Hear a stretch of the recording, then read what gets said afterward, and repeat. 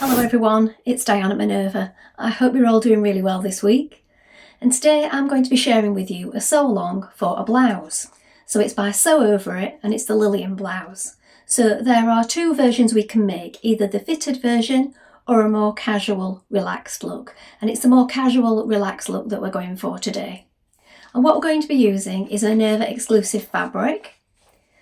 So it's this recycled double georgette crepe. And this one is a print-on-demand fabric. This particular shade is called Sonnet, but there are two other shades to choose from if this is not quite your colour. So it's going to make a lovely smart blouse. Wash and prepare that fabric before we begin. And then when you've done that, take a tape measure, check your sizing, and then we're ready to begin cutting our pattern pieces together. So let's go and do that now. Here are the pattern pieces for our blouse. So here we have the front piece. So we're going to cut two pieces, cut them as a pair. Depending on which version you are making will depend which darts you mark onto your pattern. So we're doing the non-fitted version. So we're going to be doing this marking here. This is the straight grain. Make sure that you know the waist points, the notches here, and the marking here for the roll collar.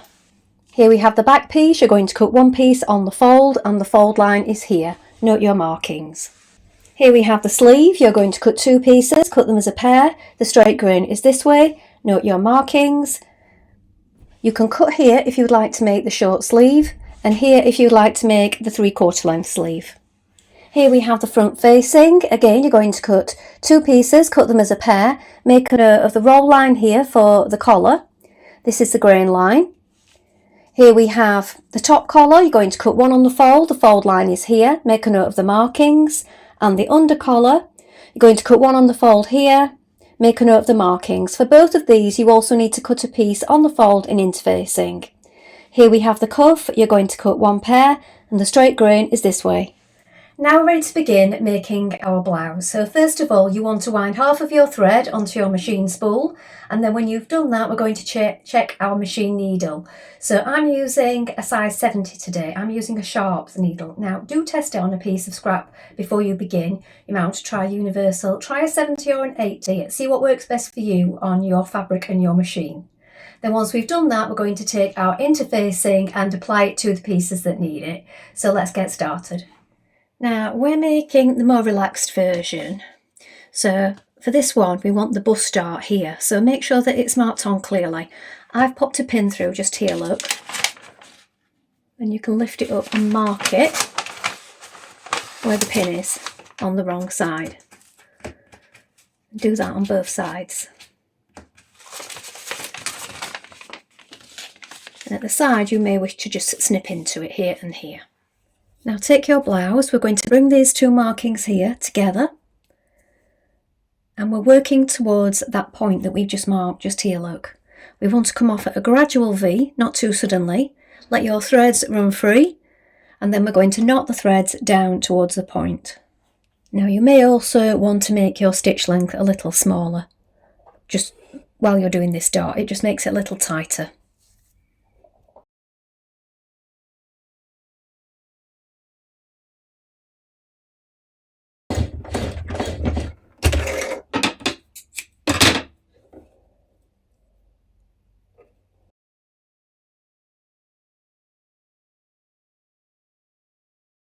Press the dart downwards and repeat on the other side.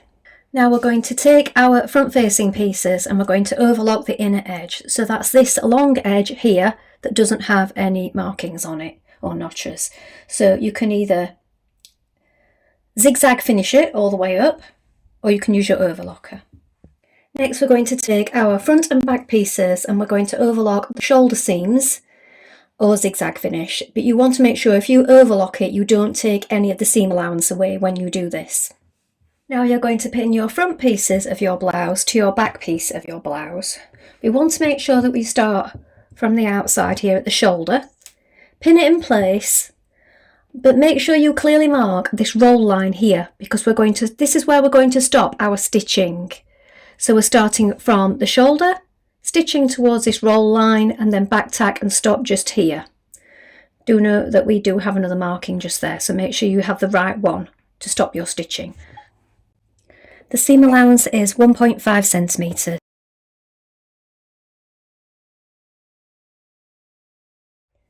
Now you're going to take your under collar and you're going to pin it right sides together like this, lining up the notches on your blouse. So we have notches here on the under collar, and we have a notch here, look, on the remaining part of the front blouse. So if you make sure you've got it so that your front blouse is like this, right sides facing, line up that notch on this side, and then also on the other front, just here, look. And then once you've pinned that, you can see that, look, that curve will follow the line here with the back. You'll know if it's not on properly because it'll either be the wrong way up or all this back here, look, won't line up correctly. So pin it both sides first of all, making sure that you line up those markings. Now stitch this in place.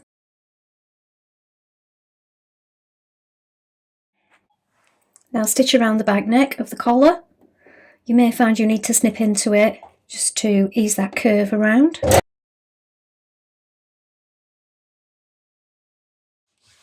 Now you're going to stitch your front facing pieces to your outer collar here, or outer back collar facing. So we have markings here, a small circle.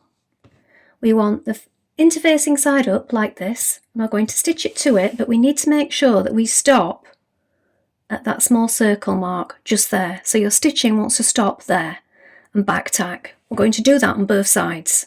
So pin it in place first of all. Then once we've done that, we can press the curve here of the outer collar. Give it a little press, and you can also snip into it a little once we've done that. Stitch that in place now.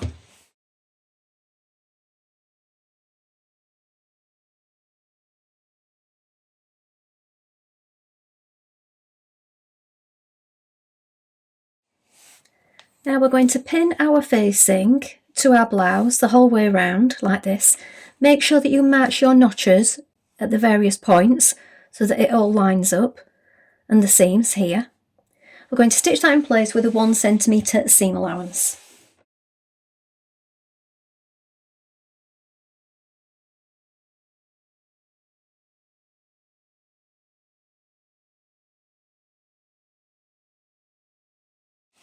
Now open up your facing like this, and we're going to understitch from the hem up to the break point. So there's like a notch just here where the collar sort of rolls out. You're going to understitch it just to there and then stop. We're going to do that on both sides. And here we're doing the seam to the facing, and it's just a couple of millimetres away from the seam line.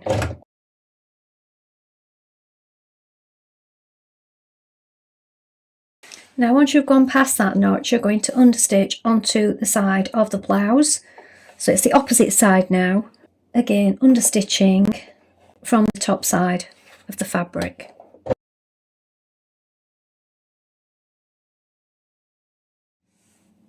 Now pin the collar at the top just here to the back neck, and you can either top stitch it in place or slip stitch it in place. Catch in the top here of the facing. You can just fold it in or overlock it and then just stitch that in place just here just to secure it. Now with right sides together, line up your front and back bodice pieces like this.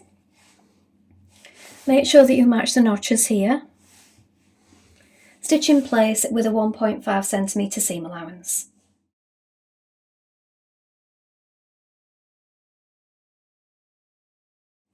Overlock or zigzag finish your seams and set this piece aside.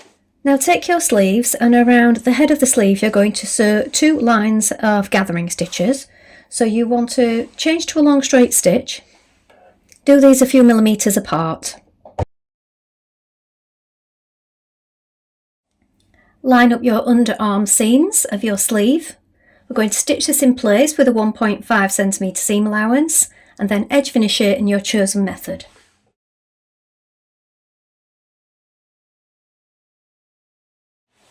Now you're going to take your cuff pieces fold them in half and give them a press. Then once you've done that, open it up and then fold one long edge under 1.5 like this, and again give it a press. When we've done that, we're going to take the short edges and stitch them together.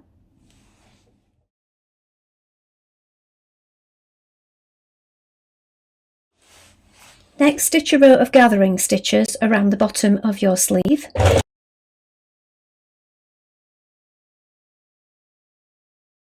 Now take your cuff and place it over the bottom of your sleeve like this with right sides facing. So the raw edges are together here. The seam lines up with the underarm seam and we can pull on those stitches just to bring it to meet the edge. Now stitch that in place.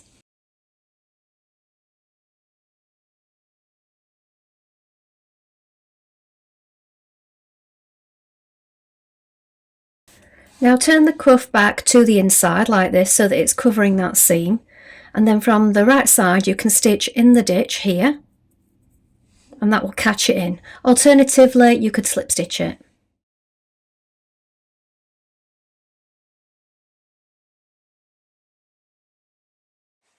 Now we're going to add in our sleeves. So you want to make sure that your blouse is the wrong way and your sleeves are the right way around. Place one sleeve inside the armhole. Now you'll know if you have the right one because our notches will line up. So here look, we have 2 notches, and here on the sleeve there are also 2 notches. So you know you have it the right way. So our sleeve and our blouse are now right sides facing.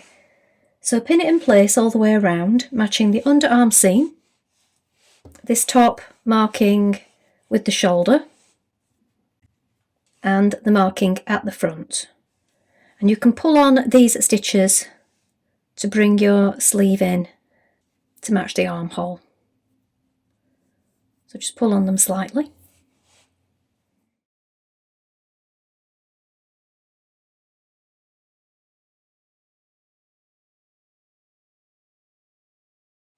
Now overlock the hem of your blouse. Then once you've done that, we're going to turn the facing back and we're going to stitch it 1 centimetre in along here. So we want to do that so that we get a nice crisp point here on both sides. So we're just doing it from here to the fold where it folds back.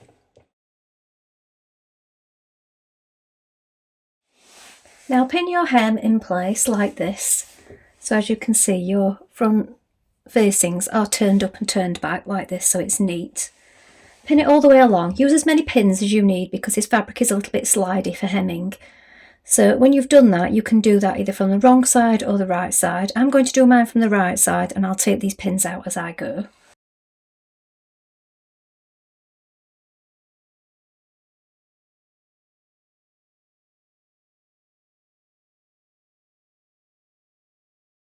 Now at this point we're going to remark our buttonholes just because they may have rubbed off by now. So place your pattern piece on and mark them again, and we're going to create those now.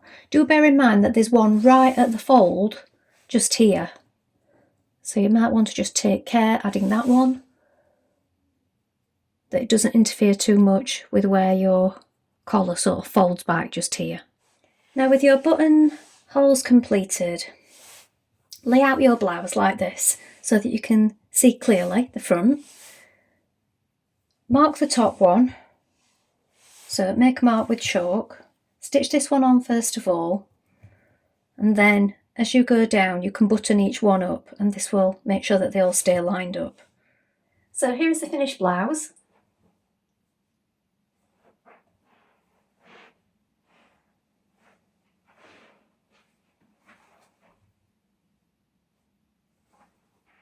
Well, I hope you've enjoyed sewing along with me today. I think this is a lovely basic blouse. It'd look perfect in solids as well as prints, and it'll go with lots of things in your wardrobe. So a really good make for you to have in your collection. Please let us know if you've made this pattern before, and remember to include any photographs if you do. We do love to see them made in all the different fabrics. You can take a look at the Minerva Craft Club if you'd like to get 10% off all your orders for a whole year and create a free account with us. It's a wonderful way to gain some inspiration and also share your makes with other people. That's all from me for today, but I hope to be back soon with more sewing inspiration for you. Thank you so much for watching today. Bye for now.